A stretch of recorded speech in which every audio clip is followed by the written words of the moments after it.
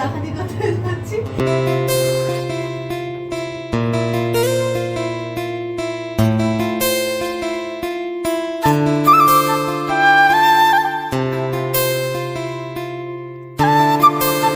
আমি প্রীতি আর তোমরা সবাই জানো আমি এখন ছত্তিশগড়ের কোয়ার্টারে আছি।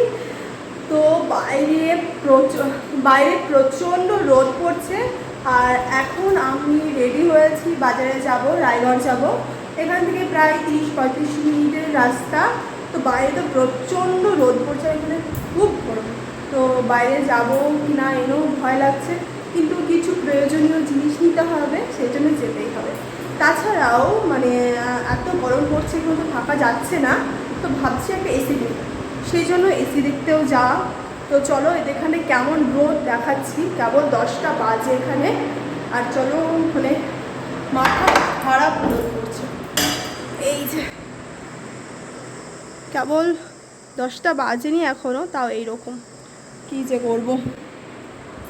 তো যাই হোক, তো আমি বাজার যাওয়ার জন্য রেডি হয়ে পড়েছি। ও একটু বাইরে গেছে, ও আসলে দুজনে মিলে যাব।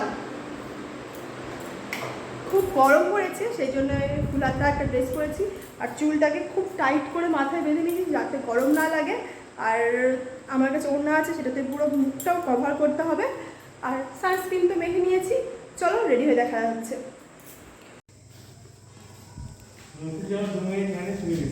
হ্যাঁ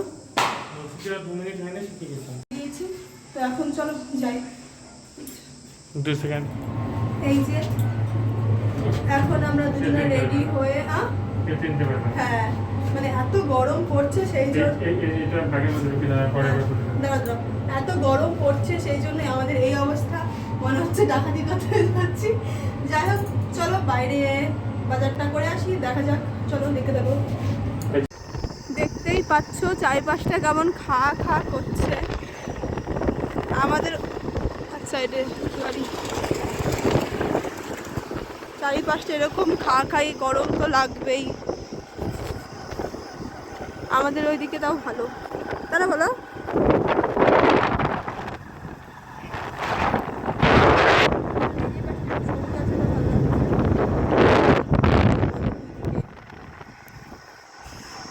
অবস্থা কাহে, লু বইছে লু। এটা গ্লুকন্ডি পেলে গ্লুকন্ডিও নিয়ে রাখবো, বুঝলা। এই রোদে বাজার করতে যেতে হচ্ছে, কিছু করার নেই। এনটিপিসি থেকে আমাদের মেন বাজারটা অনেকটা দূরে। এই গরমের মধ্যে তেল পুড়িয়ে রেগুলার তো আসা সম্ভব নয়। তো সেই জন্য আমরা ঠিক করেছি মাসে একবার কি দুবার আসবো বাজার করার জন্য, কারণ আমাদের এনটিপিসি না প্রচুর দাম। যাই হোক, আমরা এসেই প্রথমে আমাদের যে মেন কাজের জন্য এসেছি সেটা করতে লেগেছি। এসি খোঁজাখুঁজি, অনেক এসি খোঁজাখুঁজির পর প্রচণ্ড গরম লাগছিল, সেই জন্য ওকে বললাম আইসক্রিম আনো, মানে কুলফি আনো। তো কুলফিওয়ালাকে গিয়ে বলছে দাদা কুলফি আছে, দিয়ে দাদা বললো নেই। তারপরে আবার বলছে দাদা আইসক্রিম নিয়ে যান, তখন আবার এই কুলফিটাই ধরিয়ে দেয়। তো আমরা ভাবলাম তো আমরা এটাকে কুলফি বলি, ওরা কিন্তু এটাকে আইসক্রিম বলে। যাই হোক, তারপরে আমরা ফ্রিজ কিনতে গিয়েছিলাম, ফ্রিজ তো পেলাম না, আমরা পুরনো ফ্রিজ দেখছি। যেহেতু আমরা এখানে কোয়ার্টারে বেশি দিন থাকছি না, 1 বছর মতো, সেই জন্য পুরনো ফ্রিজটাই খোঁজাখুঁজি করছি।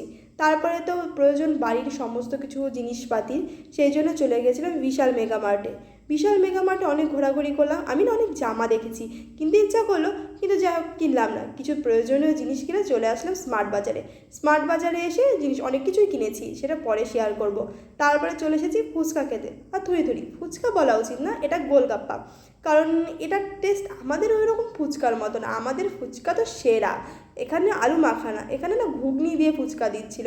যাই হোক ওই একটু খেলাম, তারপরে কিছু সবজি নিয়েছি, ফল নিয়েছি, কারণ এই গরমে ফল সবজি খাওয়া অত্যন্ত ভালো। আর একটা মজার বিষয়, রাস্তায় না ওখানে নিম্বু পানি দিচ্ছিলো, এরকম আমার মনে হলো ফ্রিতে। তো আমি বললাম চলো নিম্বু পানি খেয়ে আসি। তো খেতে গিয়ে দেখি শুধু জল দিচ্ছিলো। যাই হোক, আমার ইচ্ছাটা আমার বর পূরণ করে দিল, আসার সময় একটু আখের শরবত খাইয়ে দিল।